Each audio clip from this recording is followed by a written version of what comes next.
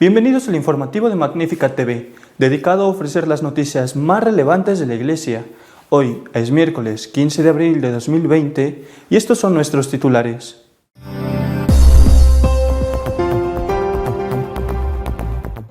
El Papa ha celebrado todos los actos de Semana Santa en el Vaticano a puerta cerrada. El domingo de Pascua volvió a dar la bendición Urbi et Orbi.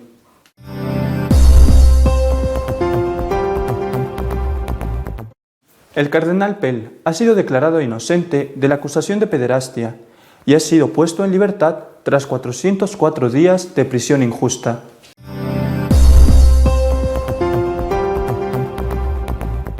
En todo el mundo se han multiplicado los actos de oración y consagración, pidiendo al Señor por el fin de la epidemia del coronavirus.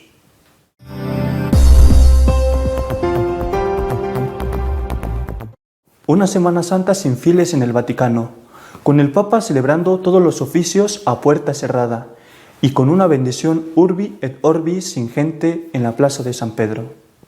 Su Santidad el Papa ha celebrado todos los actos litúrgicos de la Semana Santa en el Vaticano con la asistencia de muy pocos colaboradores. Incluso el Vía Crucis se rezó en la plaza, vacía de gente para la ocasión. La celebración de la Vigilia Pascual repitió la triste escena del Jueves y Viernes Santo con la Basílica vacía, una tristeza agravada por no haber podido tener lugar uno de los ritos más bellos en el Triduo Pascual, el encendido de velas entre los asistentes que va llenando progresivamente de luz el templo a oscuras. En su homilía, el Papa reiteró dos palabras: esperanza y ánimo. Cuando Jesucristo se aparece ante las mujeres, les pide que no tengan miedo. De ahí el anuncio de la esperanza, dijo el Papa. Palabras que Dios nos repite en la noche que estamos atravesando, porque en esta noche conquistamos un derecho fundamental que no nos será arrebatado, el derecho a la esperanza. Ánimo, con Dios nada está perdido, insistió el Papa, porque ánimo es una palabra que en el Evangelio está siempre en labios de Jesús. Por eso, si en el camino eres débil y frágil, si caes, no temas, Dios te tiende la mano y te dice, ánimo.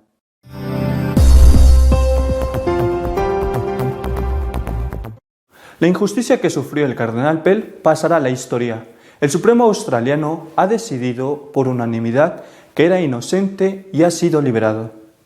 El Tribunal Supremo australiano ha declarado inocente al cardenal Pell, anulando por unanimidad la decisión del Tribunal de Victoria de rechazar la apelación del cardenal contra la sentencia que le condenó a 6 años de cárcel por abuso de menores. El Pleno de los Magistrados del Tribunal Superior de Australia consideró que existió una posibilidad significativa de que una persona inocente haya sido condenada, porque las pruebas no establecieron la culpabilidad con el nivel de prueba requerido. En un comunicado hecho público tras el fallo judicial, y una vez abandonada la cárcel de máxima seguridad a la que había sido trasladado en enero, el cardenal ha pedido que su absolución no añada más dolor y amargura a la que ya sienten las víctimas de abusos sexuales. He mantenido de forma consistente mi inocencia mientras sufrí una grave injusticia, y esto ha sido resuelto por la decisión unánime del Tribunal Superior, dijo Pell, que insistió en que no le guarda rencor a la persona que lo demandó. Según la defensa, los 2 jueces que ratificaron la condena, mientras otro optó por anularla, cometieron un error al requerir que Pell demostrara su inocencia frente a los delitos que se le atribuyen. El Tribunal Superior consideró además que el jurado debería haber dudado sobre la culpabilidad del demandado con respecto a cada uno de los delitos por los que fue condenado. Durante todo el proceso, que ha durado años, parecía evidente la inconsistencia del relato de la supuesta víctima del cardenal, a quien acusó de cometer los abusos en una situación y un lugar, la sacristía de la catedral, tras acabar la misa, que hacía prácticamente imposible que los hechos hubieran sucedido sin que los vieran los más de 20 testigos presentes en el lugar que presentó la defensa. A pesar de que la Fiscalía no puso en cuestión sus testimonios, asegurando que en ningún momento el cardenal estuvo a solas con la supuesta víctima, el jurado decidió condenarle en base solo a la declaración del demandante. En un artículo publicado tras su liberación escribe: «Acabo de pasar 13 meses en la cárcel por un crimen que no cometí, sufriendo una decepción tras otra. Sabía que Dios estaba conmigo, pero ignoraba qué pretendía. Con cada golpe venía la consolación de saber que podía ofrecerlo a Dios por algún buen propósito, como convertir un sufrimiento tan enorme en energía espiritual. El purpurado australiano pone su propio dolor en el contexto del presente dolor mundial. Todo el mundo sufre. Nadie se libra de ello en todo momento.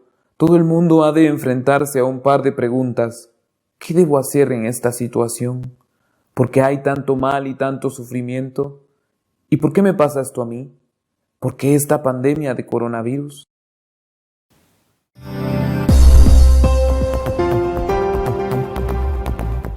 Los católicos desde sus casas han elevado los ojos al cielo, pidiendo a Dios misericordia.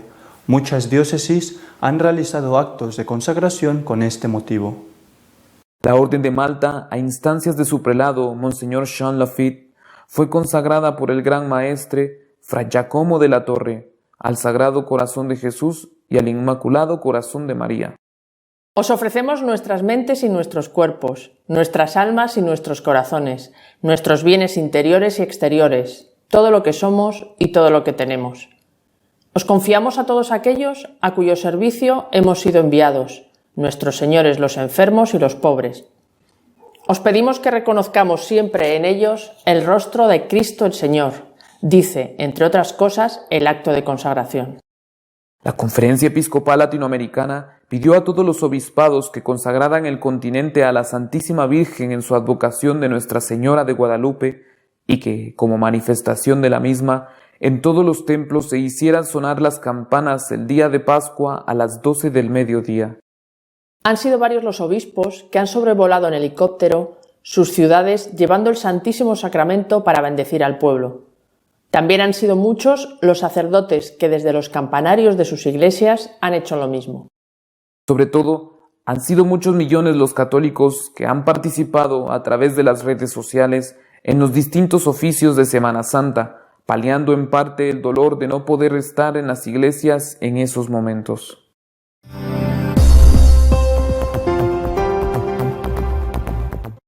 Nuestro editorial de esta semana está dedicado a comentar la liberación del cardenal Pell y a lo sucedido en esta Semana Santa tan especial.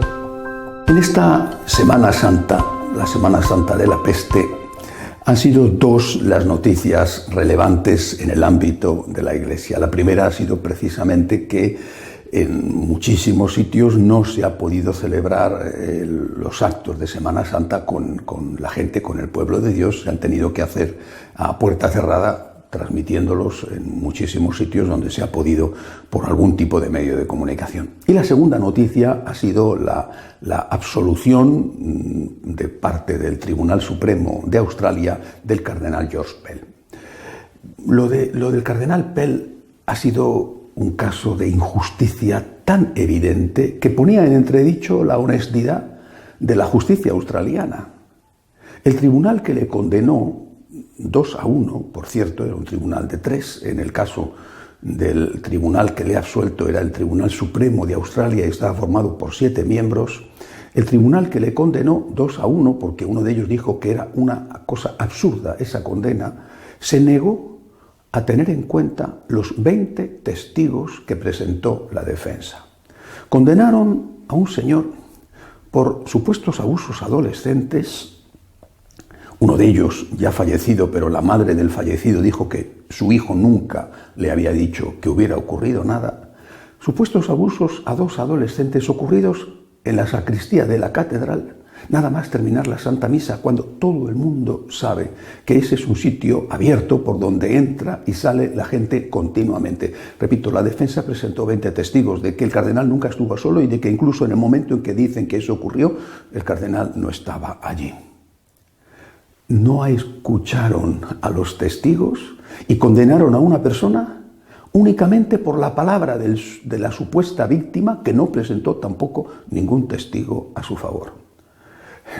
Era un caso evidente de prejuicio anticatólico o del poder que tienen sobre determinados jueces los medios de comunicación que llevan a cabo, por ese prejuicio anticatólico, llevan a cabo un juicio paralelo, un linchamiento. Afortunadamente, el Supremo australiano, repito, por unanimidad, y eran 7, ha dicho que aquello no se sostenía. cardenal Pell ha sido puesto inmediatamente en libertad, pero se ha pasado 404 días en la cárcel, en aislamiento. Y además, y me parece una muestra de tortura innecesaria, además no le permitieron en ese tiempo celebrar la Santa Misa. Eso para un sacerdote es de verdad un acto de tortura.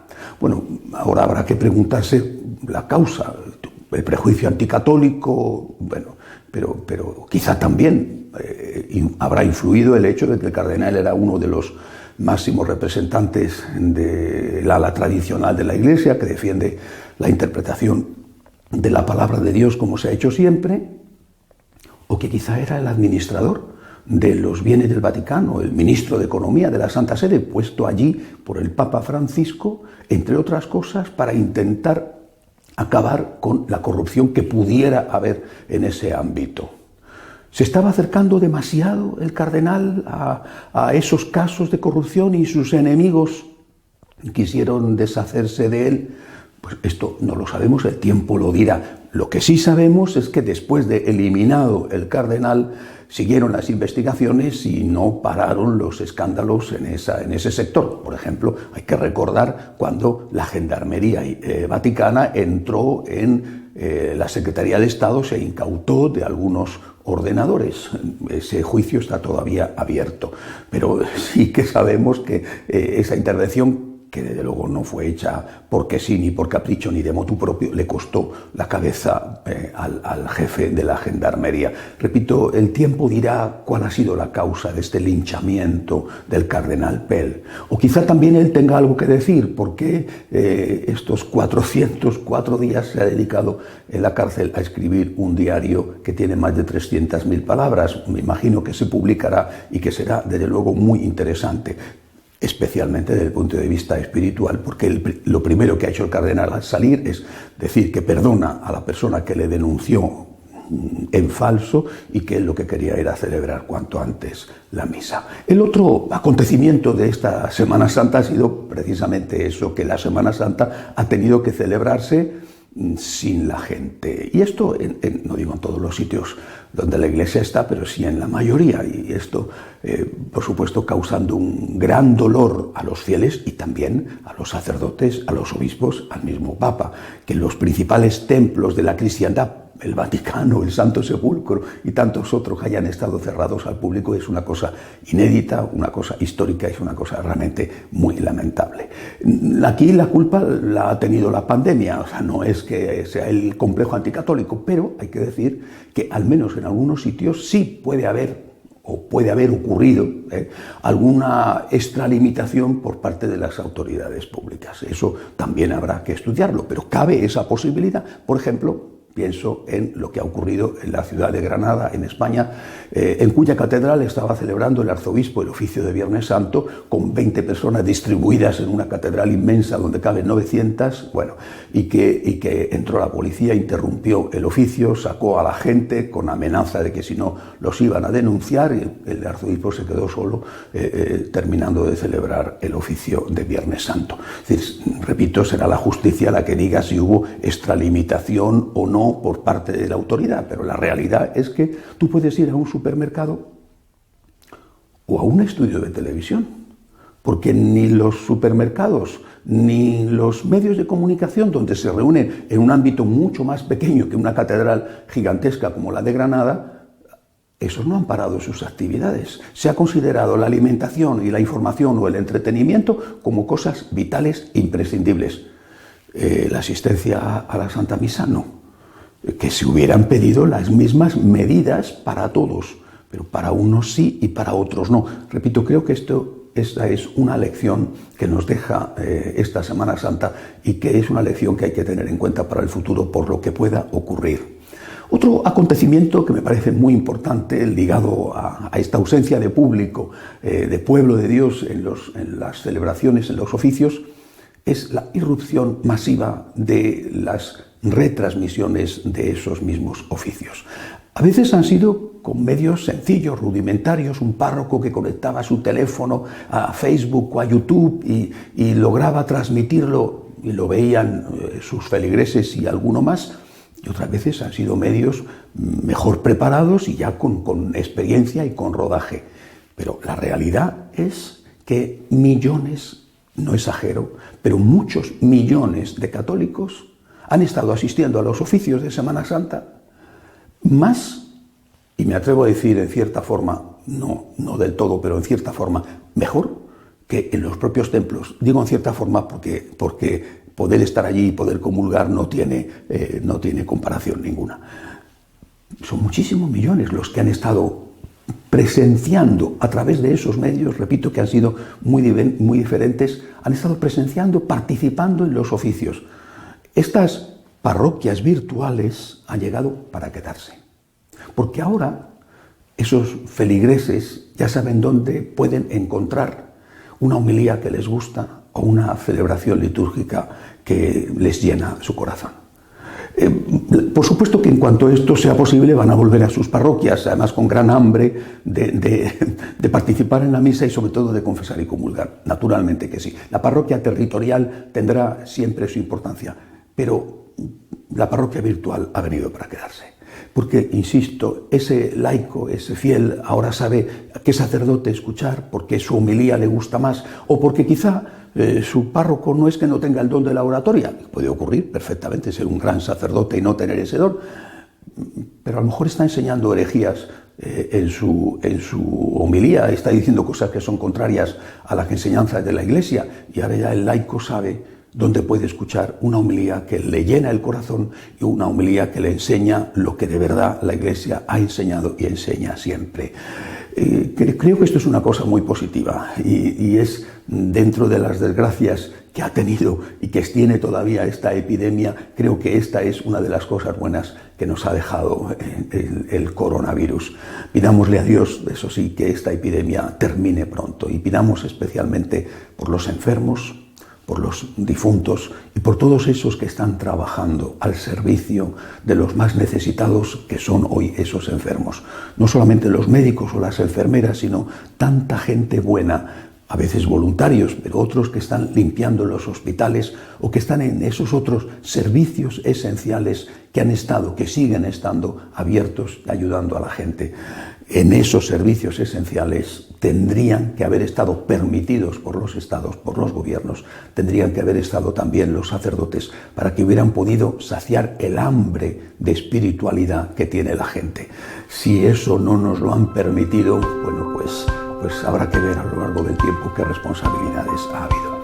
Hasta la semana que viene, si Dios quiere.